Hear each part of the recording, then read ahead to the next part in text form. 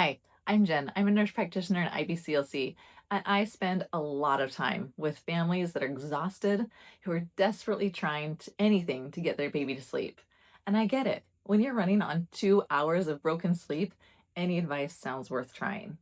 Today, we're going to look at what the science actually tells us about infant sleep and why the wear them out method approach backfires and what actually works instead. You've heard keep them awake longer during the day and they'll sleep much better at night. You've heard make sure they're really tired before bed. You've heard just wear them out. If you've heard this advice about your baby's sleep, you're not alone. But here's the thing, this well-meaning advice might be making things worse. Let me explain why.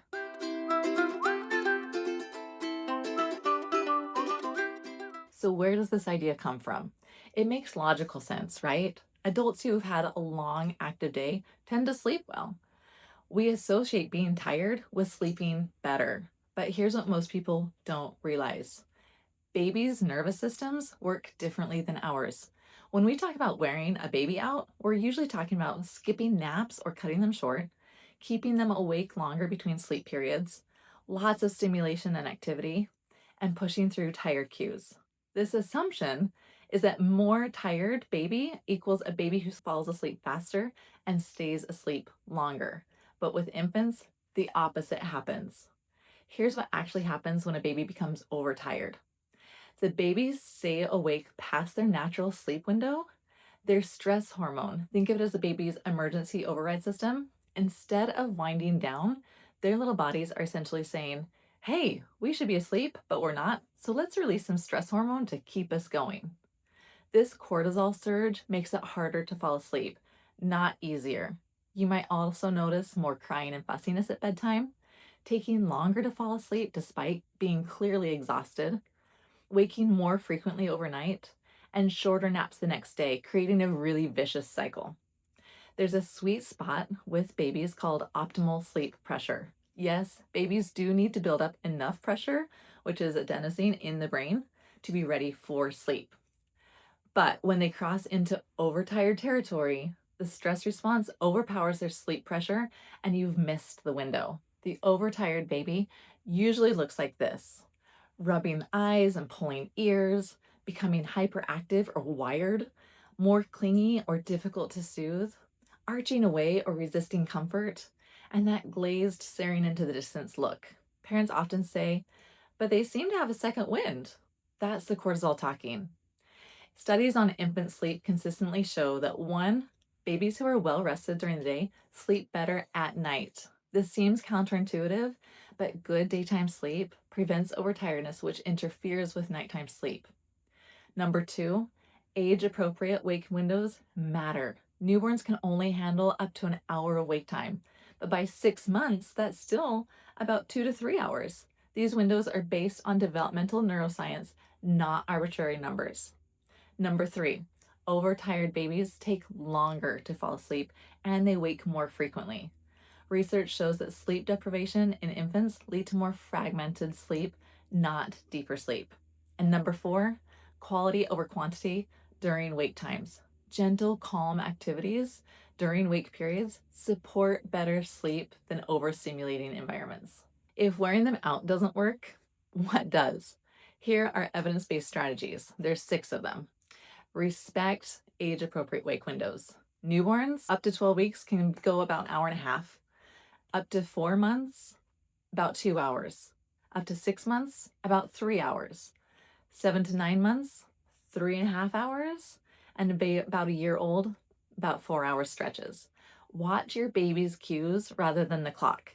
Some of those wake windows will be shorter than others throughout the day, and that's normal. Use these numbers as guidelines. Learn your baby's tired cues is number 2. Early cues, act on these ones: staring into space or decreased activity, quieting down, less engaged with toys or people, and they become slightly fussier. The later cues, when you miss that earlier window, would include rubbing those eyes, pulling at the ears, crying, and hyperactivity, really moving those limbs in a jerky motion. Number 3 is create a predictable routine. Babies thrive on predictability. A simple routine signals that sleep is coming. That means dimming the lights, turning on the white noise machine, having your same sequence of events, whether it's diapering, feeding, song, etc. And consistency is a lot more important than perfection. Number 4, protect your daytime sleep. Good daytime naps are the foundation. Well-rested babies have an easier time falling asleep and staying asleep at night. Number 5, appropriate activity for the age of your baby. During wake windows, engage in activities that are stimulating but not overstimulating. Tummy time, reading books, gentle play, time outside in a stroller, especially in the morning, and social interaction. Save the high energy, loud, bright activities for earlier in the day, not close to the sleep times. Number 6, watch your bedtime. An appropriate bedtime for most babies is between 6 and 8 p.m. A too late bedtime often leads to overtiredness and actually causes earlier wake ups. I know it doesn't make sense, but it's true. What about the concerns of, but my baby won't nap? And I hear it all the time. This might mean that they're already overtired. It can take a few days of really protecting sleep to break the cycle. Start with whatever you can do to get them to nap. Contact naps, stroller, car, and then gradually work on their sleep skills once they're better rested. I always hear the argument, they seem fine when they skip their naps. Babies can't tell us when they're tired. They often appear fine when they're actually running on stress hormones. The next argument, my baby is different. Some babies are more sensitive than others to overtiredness, but the basic neuroscience of all babies is the same. Your baby might have a slightly longer or shorter wake window, but they still need age appropriate sleep. Look, parenting is hard, but the good news is that working with your baby's biology instead of against it often makes things easier, not harder. You don't have to keep them entertained every second. You don't have to feel guilty about too many naps. You can trust that rest breeds rest. If you're in the overtired cycle right now, be patient with yourself and your baby. It can take 3 to 5 days of protecting sleep before you see an improvement, but it's worth it.